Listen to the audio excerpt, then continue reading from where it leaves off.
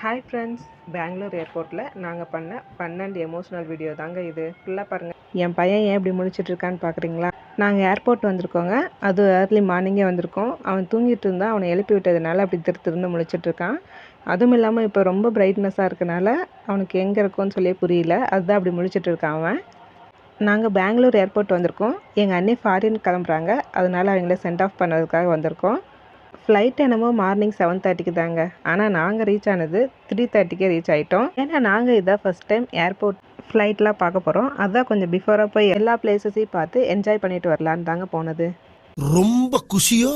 ஆமாங்க, இதுதான் first time ஃப்ளைட்டை ரொம்ப க்ளோஸாக பார்க்க போகிறோன்னு சொல்லி ஒரு எக்ஸைட்மெண்ட்டுங்க. ஏர்லி மார்னிங்கே போயிட்டனால ஏதாவது சூடாக சாப்பிட்லான்னு ஃபுட் கோர்ட் போய் பார்த்தா எல்லாமே ரொம்ப ரேட்டுங்க.